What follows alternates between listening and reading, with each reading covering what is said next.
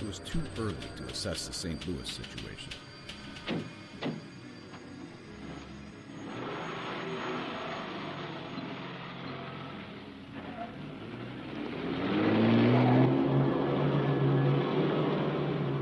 Were they gonna kill you? I asked myself the same question. That little voice again. Did you listen to it?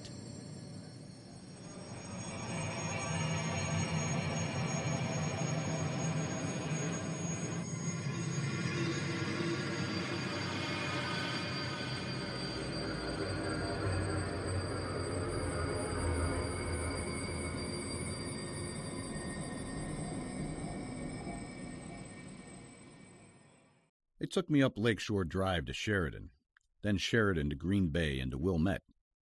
You mean they took you home? The last thing I needed was to show up with those two at my parents' doorstep. Would you gentlemen care for some iced tea? Hey, got anything stronger, Mrs. O? Fury didn't drink. What line of business are you gentlemen in exactly? Well, Mr. O, I cut my teeth infiltrating the Chicago Police Department for the outfit. Cable didn't talk like that. Then I headed to Latin America, where your son and I trained rebels under John Roselli. Rebels, you say? Son, you didn't make any mention of this. Very funny. I prefer freedom fighters, Mr. O. The beard screwed the boys out of their casinos in Havana, and... Come on, you're getting too far ahead. That's because I want to hear about Roselli. Fine. This is it. This is the place? Indian Hill Estates, to be exact. The streets were lined with homes built by Frank Lloyd Wright. You went to Roselli's pad? Can I finish? Jesus Christ, I've been asking myself the same question. The house was not dazzling. Simple. Well built. Fury took those sausage fingers and yanked me out of the car. I can do it myself. I don't think so, kid. Move it. We headed into the backyard where there was a patio. I heard this man let out a long belch. Roselli? Sam. But there were two others. One was short, a bulldog of a man, with a Roman nose. Like an emperor? Was it Roselli? This one's kingdom extended from New Orleans, east to Birmingham, west to Dallas. Oh, Carlos Marcello. Very good, J.R. I've been doing research. The third man had dark hair. Not quite black. More like, taupe. Taupe? Lou, really? No one will know what that looks like.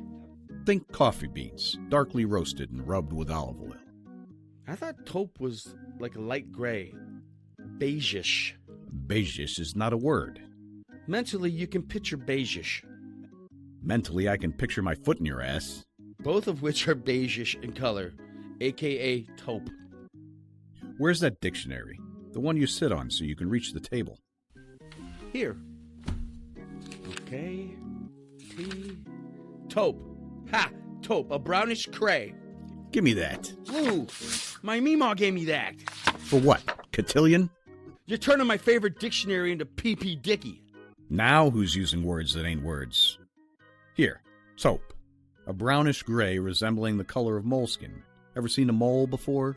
Not a mole's skin. Moleskin. They use it on blisters, I think. What do you know about blisters? Don't change the argument, please. Blisters on your ass, maybe. Unbelievable. Put some blisters on your fingers. Keep typing. I'm right, and you know it. Where were we? The man with the hair of undetermined color. It was perfectly coiffed. I mean, perfect. He spent more money on that haircut than some families spend on rent. And he was tan. The tan-skinned man with the dark hair. That narrows it. It was bronze, really. And it offset his grin, which gleamed. The only thing with more shine was his sharkskin suit. Can I say it? Knock yourself out. This man. What? No. Johnny Roselli. Oh. Well, that was my next guess. After Sam's Vesuvius-sized burp, it was obvious the three were buddies. Thick as thieves. Every comment had some story behind it. Private jokes only they knew. I talked to Santo.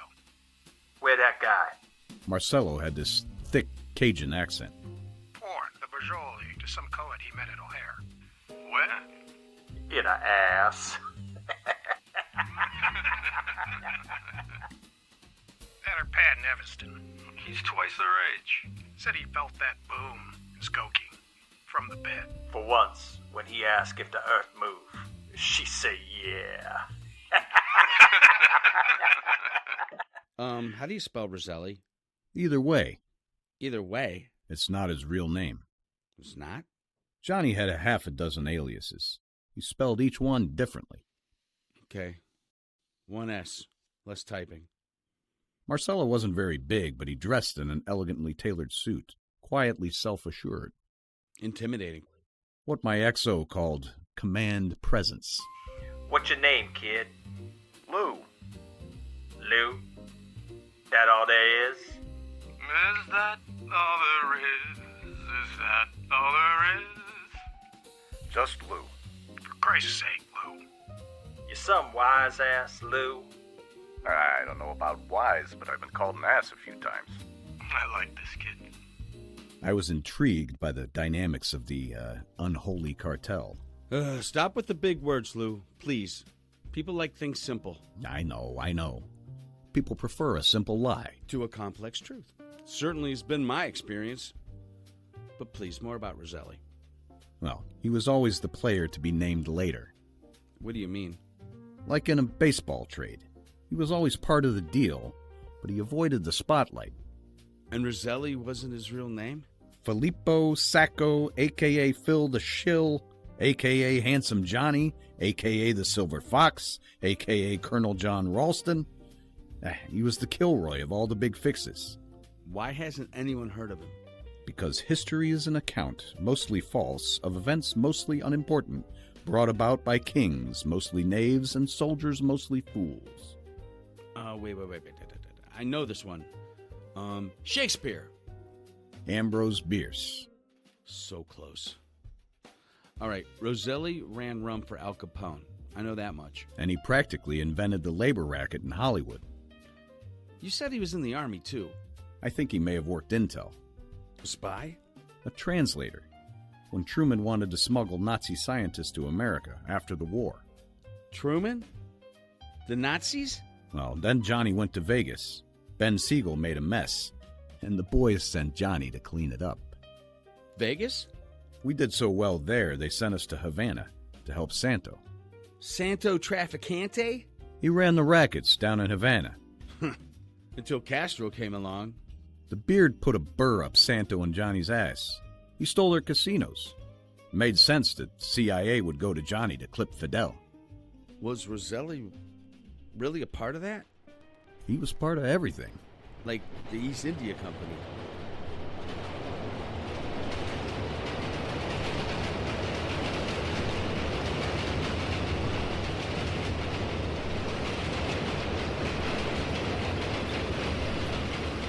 Lou, just Lou. Sam here. He gives some nice word about you, your way of handling things. Don't fucking disappoint me, kid. Where you from, Lou? Well met. No man's land. No man land. I like that. I'm from the boot, kid. Halfway up the leg. Lazio. Yeah. Latium. Latium? That's what the Romans called it. My dad made me learn Latin. Good man, your pop. Don't knock your roots, kid. Everybody's come from somewhere. Where are you from? On the up and up. Kid, don't be a jerk-off. That's okay, Mo. I like his nerve. I guess you'd say I'm from all over. Bet you made your pop proud learning Latin. The mother tongue. I'm German. I'm thirsty. Someone pour me another.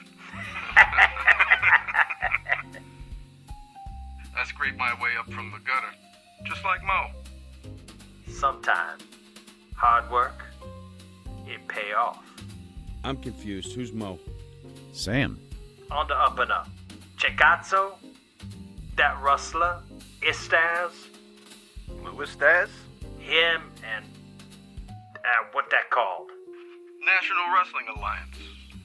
NWA. Yeah, that. Consolidate the circuits, one champ. Control. There's a lot of money in those sports books. When it come to gambling, people, they degenerates. Don't matter if it run on four leg or fight with the fist. Carlos knows. Someday, it all just be the one-armed bandit, thanks to our friend in New York. Friend in New York? Meaning Frank Costello. When the mayor outlawed slots in the Big Apple, Costello knew they were angling for him, so he sold his machines to Marcello. Marcello? Costello? It's confusing, Lou. What is? They rhyme. The names rhyme. That's not a rhyme. Ello and Ello. Hello. An approximate rhyme, maybe. A what? The point is, Marcello bought all these slots off Costello. See? It rhymes. And those slots, you know what kind of money they bring. Let me check my notes. Marcello bought 1,000 slots. That was more than twice the size of Sam's all-around. That's a lot of jackpots, Lou. And a lot more lemons, which meant salad days for the tomato salesman from Guatemala. The who? Carlos, who do you think this is? This is Frank talking. Other men piss away their fortunes. I'm pissing these slots away, but I'm still gonna make a fortune. We both gonna make a fortune out these slots, Frank. With your help, mio buon amico. With your help. I don't care how rich a man is. He has no fortune without a good friend and a family. And maybe a little good luck from heaven. And since the best way to get lucky is by playing the slots, you, my friend, are doing God's work. That's for damn sure. Okay, are we in New Orleans, New York, or Chicago? Sorry, I got distracted. Chicago. Wilmette, to be exact. None of that matters if we don't deal with this shitheel, is Taz. I sent my man Earl to talk to him. Earl? The one without any sense? There's more upstairs than you think. I don't know, Johnny. How that crooner sing it? You can't spend what you ain't got, and you can't lose what you ain't never had. Hold on. Earl? Right. So I look at Sam. Lou Istez, the wrestler? Of course the wrestler. Mo staked him some cash. Now that Istaz too big for his britches. Brick thinks he can squeeze us out. Happened in my parish, man. We put him in the tub with a lie. Let him stew. Then pour him in the swamp. It felt like I was playing a game of draw, and I just figured out that someone had slipped a few extras into the deck. So the only card I played was the dumb one, and I held the rest to my chest. That's why I sent Earl. Earl Schultz works for you? Mo, I thought you said this kid's a sharp one. I looked at Sam. No eye contact. Oh, boy. I thought you knew about that, kid. Sam kept staring at the ground. Mo, you told him, right? Anyway, Istaz called Mo and said... That it's some misunderstanding.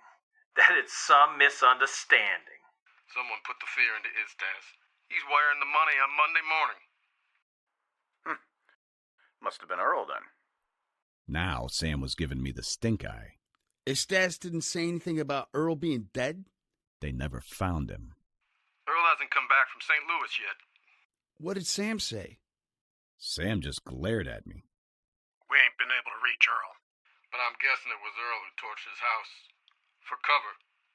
Or maybe the insurance money. That's a moneymaker right there, but you gotta grease the right guys. What about Earl's mom? She hadn't lived there in years. I later learned she was a drunk and had hooked up with some truck driver and split.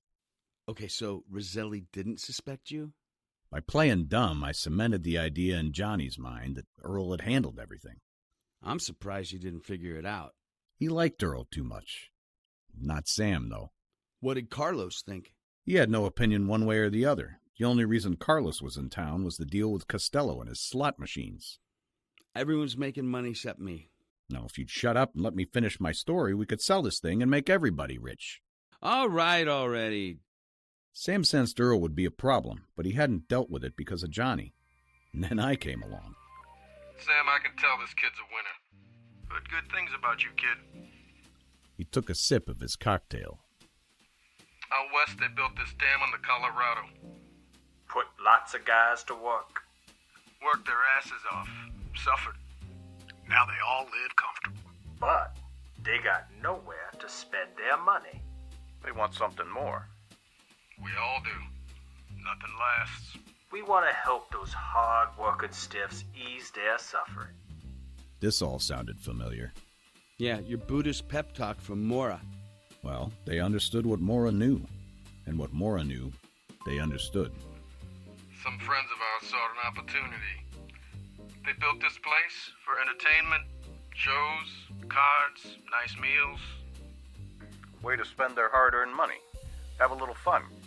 They call it the Flamingo. Ben Siegel tried to make a go of it, but all he made was a mess.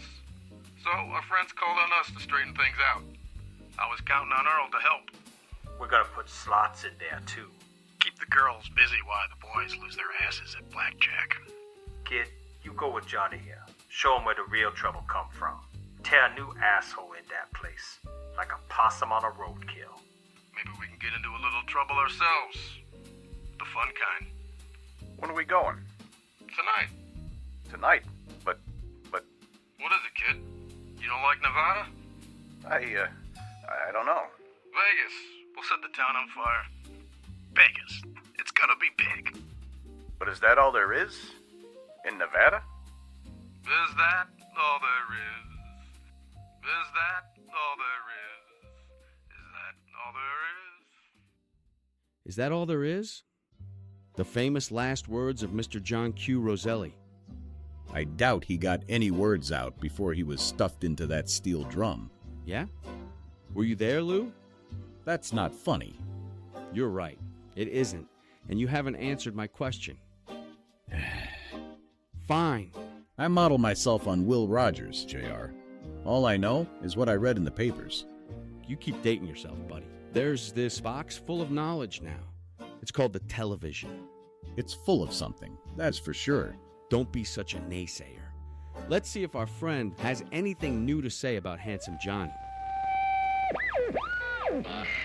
Anniversary of the attempt on former President John Kennedy's life. I don't need to hear this. As President Edward Kennedy's second term nears its end, the question remains, who will lead the beleaguered Democratic Party into the bicentennial? That's the way it is, Wednesday. So, Johnny Roselli wanted you to pack your bags that night, but you had a date with Mora the next day. What did you tell her? Hold on, Lou. Hold on. Let me get this. Nast Publishing, this is JR speaking. Okay. Okay, but I'm kind of busy right now. Do we... Oh, okay. Okay. All right, I hear you. Is there a problem? The feds. They're on their way.